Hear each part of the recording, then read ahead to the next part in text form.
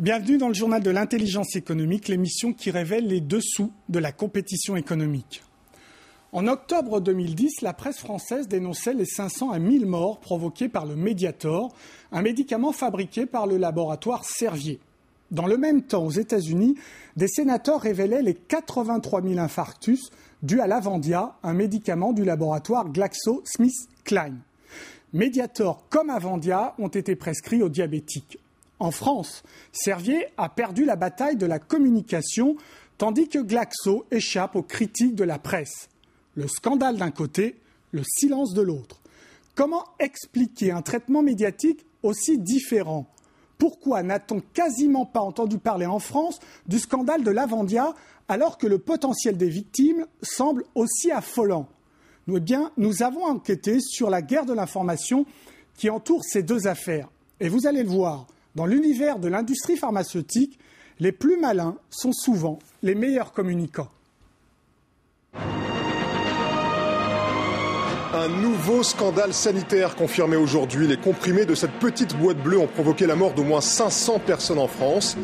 C'est le scandale sanitaire de ces dernières années en France. Dès sa révélation à la mi-octobre 2010, tous les journaux font leurs gros titres sur le Mediator. Le médicament aurait causé la mort d'au moins 500 personnes. Au même moment, une autre affaire éclate aux États-Unis. Un scandale médiatique passé presque inaperçu en France. Pourtant, l'Avandia serait à l'origine de dizaines de milliers d'infarctus. Mediator et Avandia, deux médicaments prescrits aux diabétiques en France, le premier depuis 30 ans, le second depuis une dizaine d'années. Scandale d'un côté, silence de l'autre. Retour sur un cas typique de guerre de la communication. Tout commence en France par ce livre, Mediator, combien de morts ? Publié en mai 2010 par le docteur Irène Frachon, il déclenche les foudres du laboratoire Servier qui commercialise le Mediator. La justice est saisie et le juge ordonne que le sous-titre soit censuré. Rien de tel pour attirer les médias. Anne Jouan est journaliste au Figaro. Elle est la première à se saisir de ce dossier. Elle ne souhaite pas montrer son visage car elle veut poursuivre discrètement ses enquêtes dans le milieu médical. Elle raconte comment elle est tombée sur cette affaire.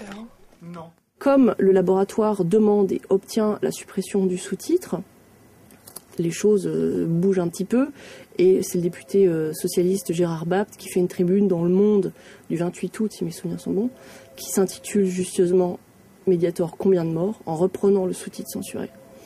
Là, la FSAPS demande à ce moment-là à la CNAM de faire cette étude. La CNAM fait l'étude, la CNAM lui rend l'étude et la FSAPS ne publie pas les chiffres. La FSAPS, l'agence du médicament, refuse de publier les chiffres. Du coup, c'est le Figaro qui publie les statistiques de la Caisse nationale d'assurance maladie. 500 à 1000 morts.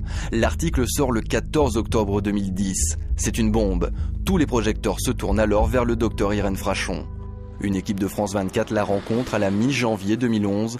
Médecin à Brest, elle s'inquiète depuis plusieurs années des effets secondaires du Mediator sur ses patients. Quand on consomme n'importe lequel de ces médicaments, il se crée un poison dans le corps qui s'appelle la norfenfluramine et qui va se fixer sur les valves du cœur. J'avais des migraines à rester couchée toute la journée, à vomir. C'était assez impressionnant, jusqu'à avoir une paresthésie gauche, quand même, me retrouver aux urgences. Donc ils ont pensé un AVC, personne n'a pensé vérifier le cœur non plus. Le problème, c'est qu'en fait, on se sent très seul parce qu'on se demande si les gens sont compétents. On ne sait plus vers qui se tourner. Le docteur Frachon, elle, se tourne vers les représentants de la nation. Fin janvier 2011, elle témoigne devant la mission d'information parlementaire sur le Mediator. Elle annonce elle-même, par souci de transparence, avoir travaillé pour le laboratoire GSK qui fabrique l'Avandia. À l'hôpital de Brest. Donc je travaille avec les laboratoires qui s'appellent Actelion, Pfizer, GSK, United Therapeutics. GSK, c'est le laboratoire au centre du scandale de l'Avandia. Dans une lettre de février 2010 adressée à la FDA, l'agence du médicament américaine, des sénateurs reprochent à GSK d'avoir minimisé les risques cardiaques de l'Avandia. Les sénateurs font alors pression sur la FDA pour l'obliger à retirer le produit. Ils évoquent le chiffre de 83 000 infarctus déclenchés par l'Avandia entre 1999 et 2007. En mars dernier, nous rencontrons le docteur Vijaya Ganta. spécialiste du diabète à l'Howard University Hospital de Washington. Dès 2005, elle nous dit cesser de prescrire l'Avandia à cause de ses graves effets secondaires. J'ai prescrit Avandia peut-être de 2002 à 2004, 2005. Pendant cette période, j'ai remarqué que les patients prenaient du poids, faisaient de la rétention d'eau et perdaient leur souffle. Donc quand j'ai remarqué ces effets secondaires, j'ai arrêté de prescrire l'Avandia. Nous avons contacté des patients victimes de l'Avandia aux États-Unis. Ni eux, ni leurs avocats n'ont souhaité nous recevoir. Ni d'ailleurs la FDA, l'agence du médicament américaine. À chaque fois, c'est la même réponse, no comment. Le laboratoire Glaxo a provisionné plus de 2 milliards d'euros pour faire face aux éventuelles plaintes des patients. Retour à Paris, service diabétologique du professeur Patrick Vexio de l'hôpital Saint-Louis. Lui aussi s'est rapidement méfié de l'Avandia, qu'il a d'ailleurs très peu prescrit. Et ça avait d'ailleurs été mis en restriction d'emblée, à éviter en cas d'insuffisance cardiaque. Il y avait des études qui avaient été demandées par l'Agence du médicament en France sur les risques cardiologiques, en particulier l'insuffisance cardiaque, avant sa sortie. Autrement dit, l'Avandia a été commercialisé malgré les doutes sur les risques. Doutes que d'autres ont relevés 3 ans après sa mise sur le marché. C'est le cas de Prescrire, un journal considéré comme totalement indépendant des laboratoires. Bruno Toussaint en est le rédacteur en chef. En 2002, Prescrire publie un article sur la rosiglitazone, le nom de la molécule de l'Avandia. Nous, à Prescrire, quand on a examiné son dossier à son arrivée sur le marché, on voyait qu'il y avait déjà, là aussi, des problèmes, c'est-à-dire qu'il n'y avait pas de preuve que ce médicament diminuait les complications du diabète, comme pour Mediator, pas de preuve, et déjà des signaux de risque sur beaucoup d'organes, et en particulier du côté cardiovasculaire. Et donc, à notre avis, il valait mieux pas s'en servir, et c'est ce que nous avons dit. Alors pourquoi a-t-on très peu parlé en France des effets néfastes de l'Avandia ? On en a moins parlé effectivement que Mediator. Probablement parce que la révélation a été un peu plus progressive. Probablement parce que le délai a tout de même été beaucoup moins long. C'est-à-dire que le médicament est resté une dizaine d'années sur le marché. En tout cas en Europe, puisqu'il a été retiré du marché en 2010. Alors, Mediator, ça n'a pas duré 10 ans, ça a duré plus de 30 ans. Et pendant très longtemps, la firme minimisait ou niait qu'il y ait des problèmes. Alors que dans le cas d'Avandia, de la rosiglitazone, la firme a plutôt entretenu très longtemps le doute. Lever ou confirmer le doute, c'est la mission de l'AFSAPS, l'agence française du médicament. Le 3 novembre 2010, l'agence décide de suspendre l'Avandia.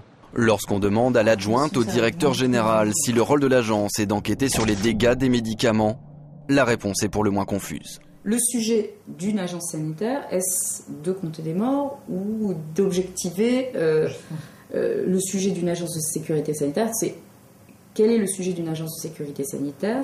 C'est d'objectiver les éléments entre les bénéfices et les risques pour savoir si le produit est autorisé ou pas, et de communiquer sur, ces nouvelles données. À partir de là, charge au système de soins à prendre en charge les patients. Pourtant, l'agence a bien commandé une étude à la sécurité sociale sur la mortalité du Mediator 1 an après son retrait du marché. Alors pourquoi la même procédure n'est-elle pas appliquée à l'Avandia ? Parce que la nature du risque n'est pas exactement la même, puisque c'est un risque cardiovasculaire. Et donc,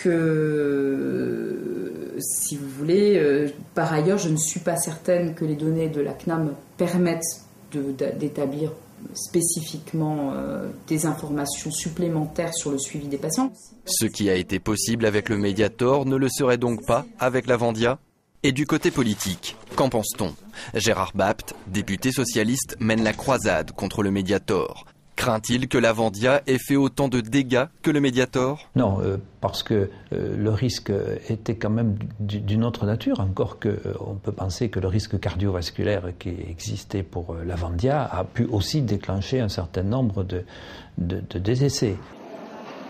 110 000 diabétiques en France prenaient de l'Avandia avant son retrait du marché. Glaxo n'est pas seulement le fabricant de l'Avandia, il est aussi le sponsor d'une association parlementaire sur la santé présidée par Gérard Bapt. Là, c'est pas une association, c'est un club.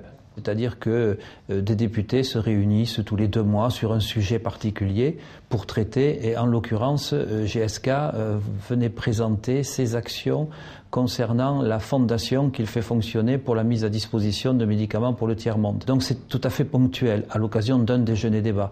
Vous savez, à l'Assemblée, toutes les semaines, je suis invité à 3 ou 4 déjeuners-débats du même type. Pourtant, et qui est toujours financé par l'industrie. C'est vraiment des partenaires pour vous.